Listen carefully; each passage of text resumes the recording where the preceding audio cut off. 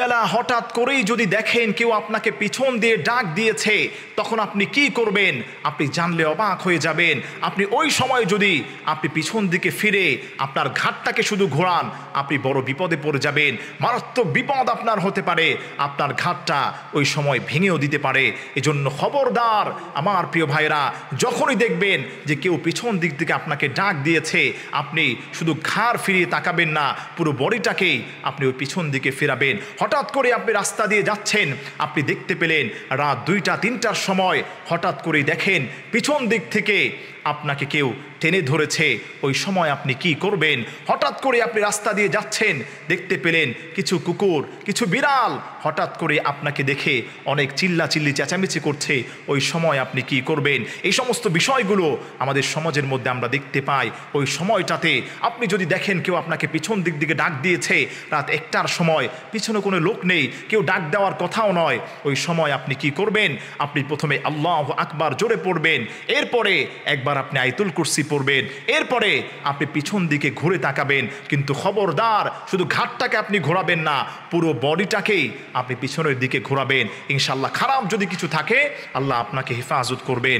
এরপরে আপনি হঠাৎ করেই দেখতে পেলেন রাস্তা দিয়ে আপনি যাচ্ছেন, রাত বাজে 2টার সময়, এমন অবস্থায় কিছু কুকুর, কিছু বিড়াল আপনাকে দেখা যায় অতি বেশি আওয়াজ করছে, অনেক বেশি চেঁচামেচি করছে, আপনার কাছে আসছে।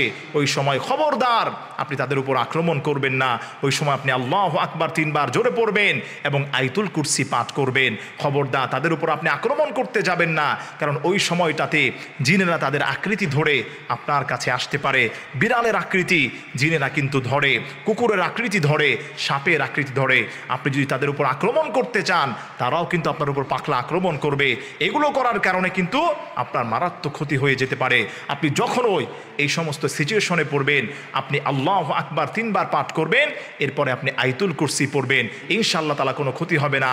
এরপরে যদি আপনি দেখতে পান হঠাৎ করে আপনি বাসায় গিয়েছেন, রাত্রেবেলা বাসায় গিয়ে দেখছেন আপনার বাবা 20 বছর আগে মারা গিয়েছে, বাসায় কেউ নেই, তিনি চেয়ারে বসা আছে, অথবা আপনার মায়ের মতোই সেম একজন এখানে বসা আছে, আপনার মা বাসায় নেই অথবা মারা গিয়েছে, ওই সময় আপনি আতঙ্কিত হবেন না।